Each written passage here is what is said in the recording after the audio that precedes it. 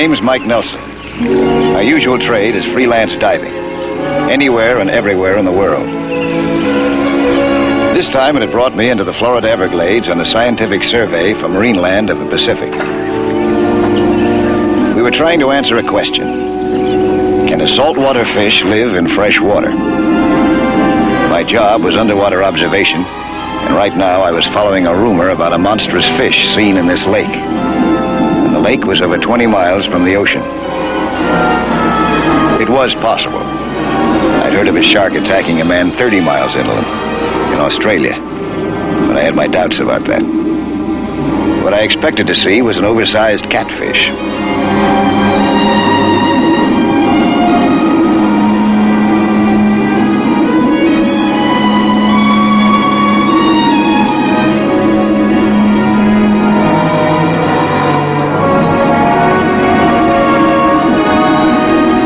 I was swimming through the area where the monster fish was reported.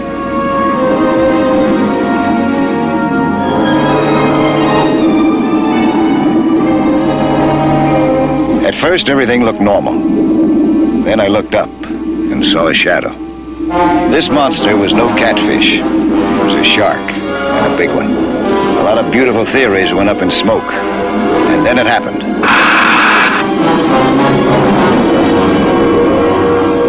Something hit me, like a sledgehammer. I was nearly out.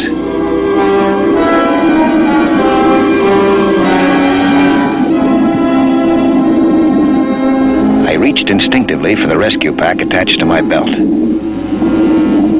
I was slowly losing my consciousness as the inflated rescue pack carried me above.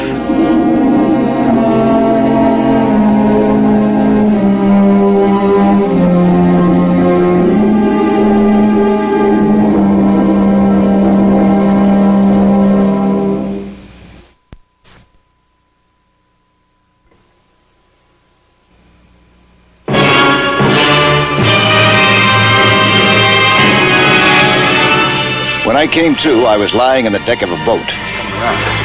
I heard voices, but I felt weak and paralyzed. I couldn't move a muscle. Then slowly I sensed the circulation returning, and with help I was able to move again. There he goes. Let's try him. Come on up. God, he's a heavy one.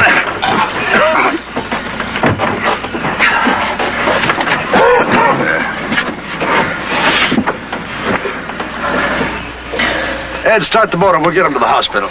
Oh, I'm not that bad. Well, you might as well have a checkup. We hooked your kicker on. We got your diving gear aboard. Oh. I can't imagine what hit me. It's like a sledgehammer. I thought I was a goner for sure. I know. Look at them. They look like they were dynamited. Ah, a shark. Same thing that hit you. I didn't hear anything. I know you didn't.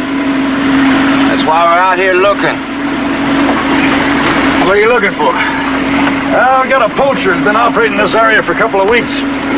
Butchering fish like this. Now, if we hadn't been around, he'd have killed you too. Oh, you can say that again. You saved my life. I thank you. Hey, this character, how's he do his dirty work, you know? Monkey fishing. It's an electric shark. See, they used to dynamite him, but it made too much noise, so some smart boy figured out a way for this electric shark here. Put a strong charge of current right in the water, fish never know what hit him. This fish sure didn't. Probably never saw you. You being underwater in that rig of yours. Not that he would have cared. We got a lot of runaway convicts hiding out in these swamps. They can't work, so they pick up some money poaching. That's why you're out here, huh? You're looking for him. Right. Listen, we've been talking away here. For all you know, we might be poachers ourselves. My name's Warren Tate. This here right over here is Ed Haskell, the State Fish and Game Commissioner. Well, it's more than a pleasure, let me tell you. My name's Mike Nelson. I'm with the survey team here at Silver Springs.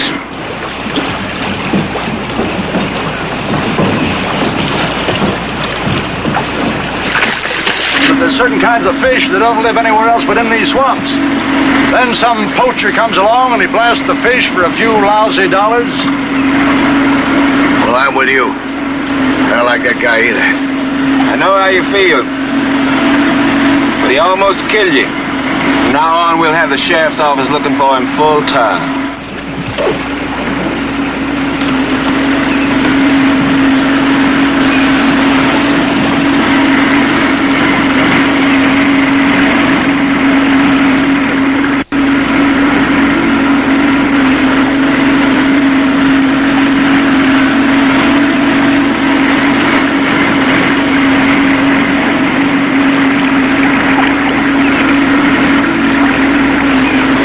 A poacher can hide out in 1,000 places in these swamps.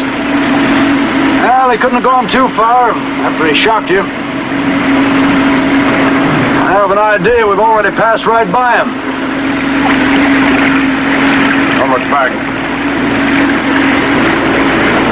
The poacher? There's in that reed patch back there. There's a spot up ahead where I can turn around. What do you say, Mike boy? How do you feel? Let's go get him. All right, Ed. Quiet and careful now.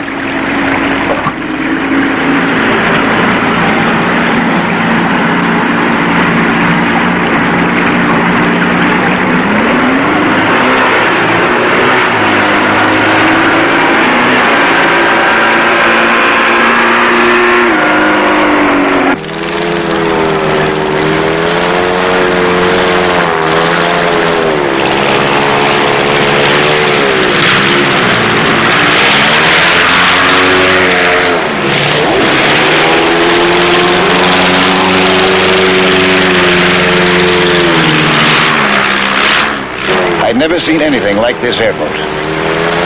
An airplane-type propeller pushed it with tremendous speed. It had no keel, could glide over patches of reed, could turn on a dime, skid over logs. It flew over the swamp with a screaming roar.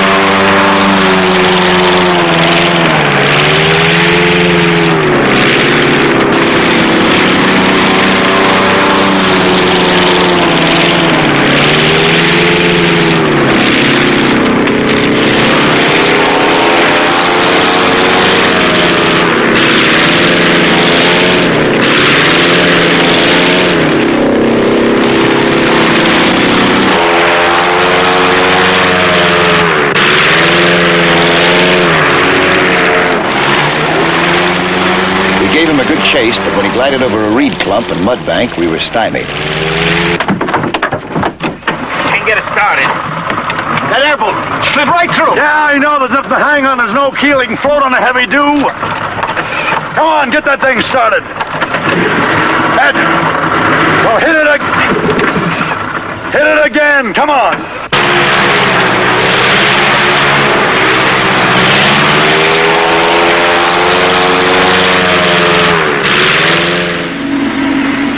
Now, all we could do was to cruise along slowly, hoping that accidentally we might sight him.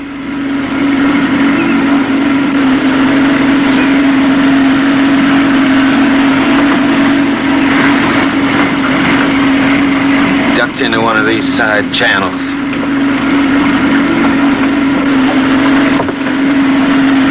Being 5 yards of us and we couldn't see him in here.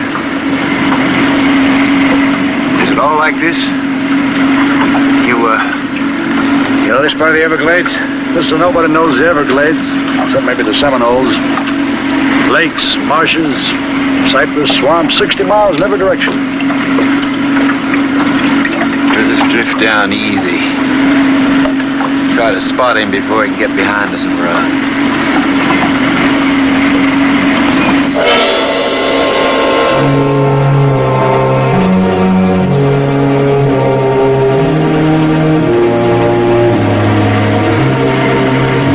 I don't see a thing.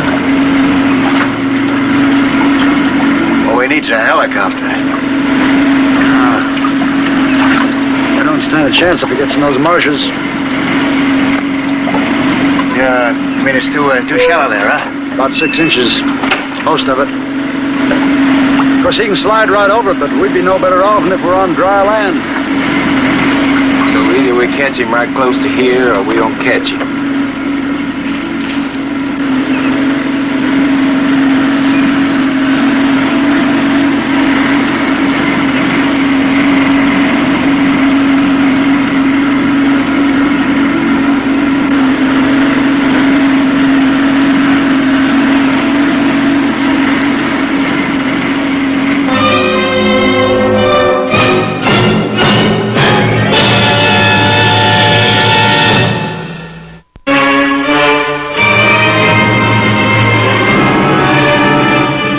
It was almost 2 weeks since I'd nearly been electrocuted underwater. I was engaged in a controlled experiment in the clear waters of Silver Springs. I erected an underwater fence. The idea was to plant deep sea fish in this underwater garden of fresh water where they could be constantly observed. Did you knock, Doc? Yeah, I was getting a little bit worried about you. You stayed down there so long this time. I wanted to finish my job. Did you finish it? Most beautiful fence you ever saw. Good. My pets are getting a little bit stuffy in that tank. Let's get them in there, huh?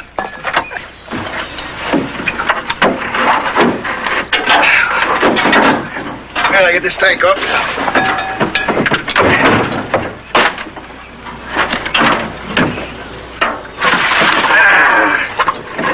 Did you lose any? No, this.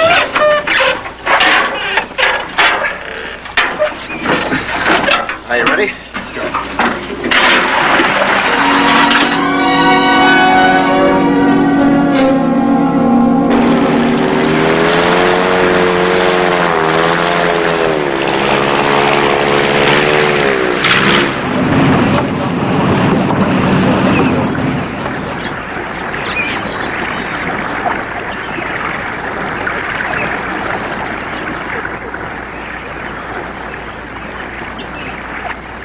You Mike Nelson? Yeah, that's right. I'm Jake Terriolo. I'm a guide in the Everglades. Warren Tate sent me. Warren Tate, what's the trouble? We got the poacher that almost killed you surrounded on a small island. We need your help to get him. Oh, what you want me to do? I'll explain on the way. Bring your diving stuff, they said. Okay. Yeah.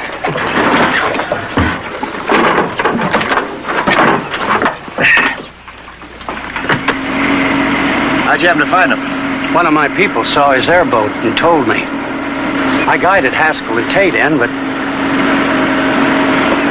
he heard us coming. Is he alone? Yeah, he's alone, but he's got a rifle.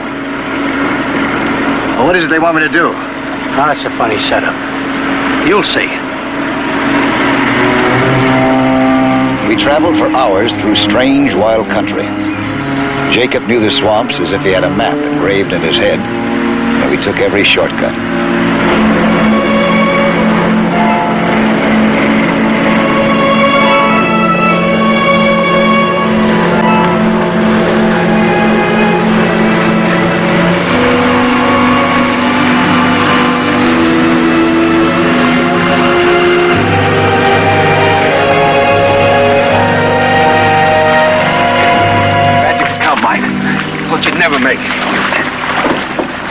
How'd you get that? I got careless, and he's real good with that rifle. Keep down.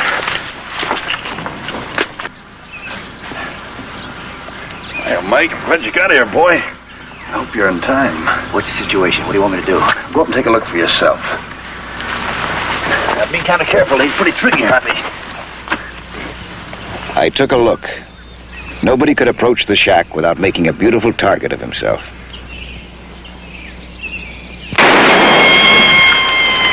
I see what you mean. Yeah.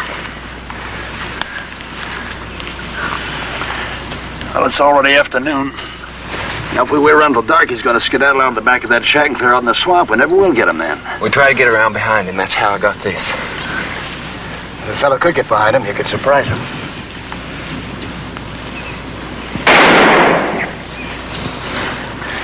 There's only one way to do that, without being seen.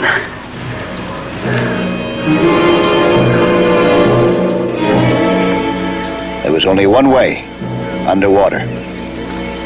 If the poacher thought of it too, and if he decided to shoot an electric charge into the little lake, well, this time he might get me. I wasn't too happy with my job, but I did want to get a close look at the guy that almost killed me. Okay, boy? Yeah, just about. Sure you won't need my gun? Yeah, I might get fouled up. Use my spear gun. Now, let's see now. How are we going to do this? Check our watches, huh? Set yours to mine, huh? Take me about 3 or 4 minutes to get there. In 5 minutes, you guys start firing on him. That'll divert him, and I'll get in behind him. 5 minutes from now. Good luck, boy. Call us if you need us.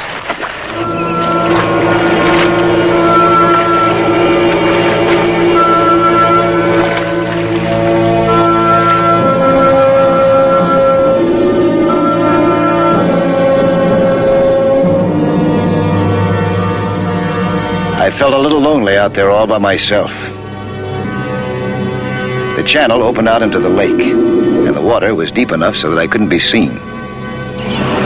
If I could only have known what was happening above.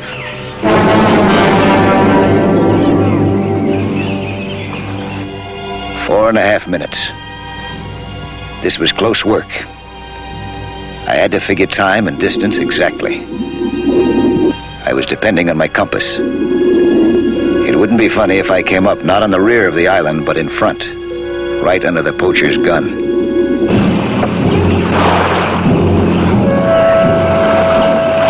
About halfway there. 3 minutes to go.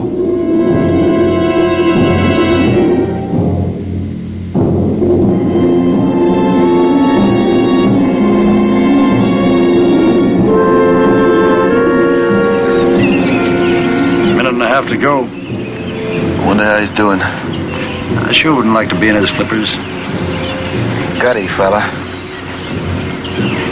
But Yankee. Yeah, almost good enough to be an Indian. 1 minute.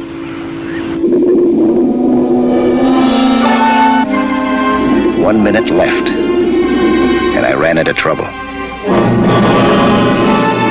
Alligators aren't supposed to attack anything large. They're scavengers. But I wasn't too happy at the idea of testing theory at this moment. Like most theories, they look a lot better in the laboratory.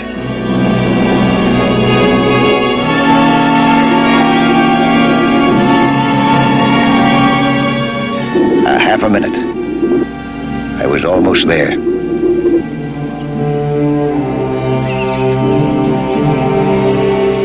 It was 5 o'clock and getting dark. When the sun disappeared, so would the poacher. Darkness was his only chance.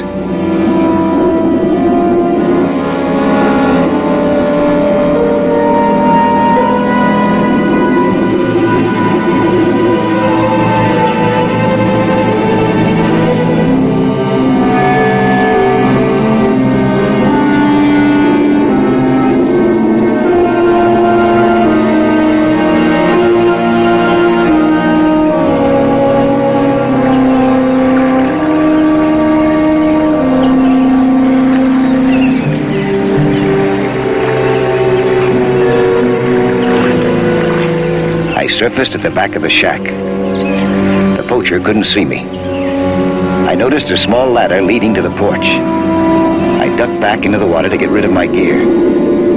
I needed complete freedom of movement to do this job.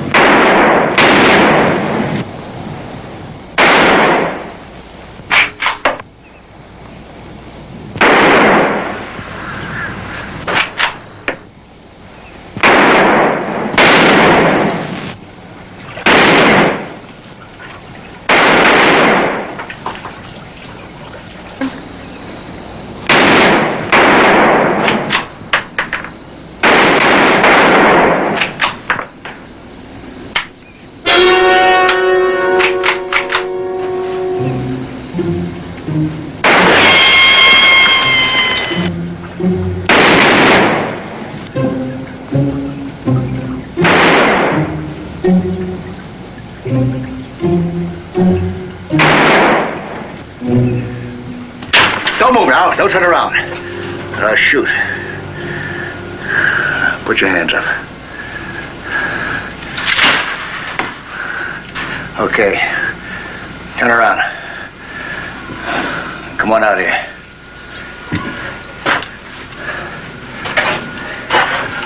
Open the door. Keep walking.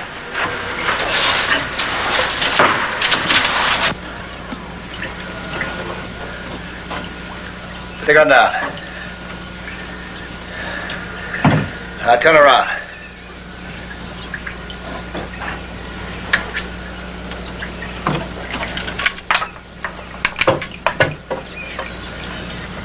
Tate? Astro, I got him. He did it. Come on.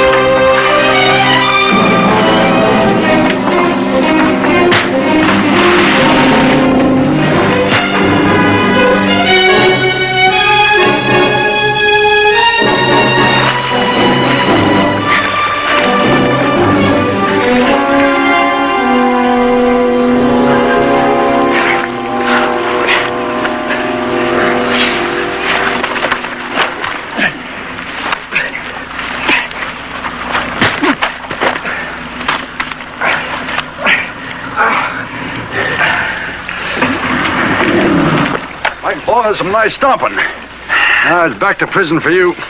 Hey, let's get him in the boat there. Here, give me a hand. Jake, get in the airboat and follow us.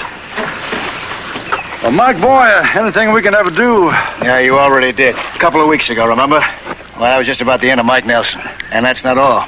You helped us with our scientific survey. How was that?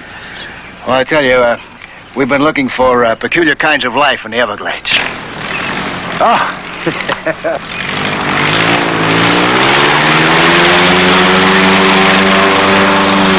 thought you told him to follow us. Oh, look at that Indian fly.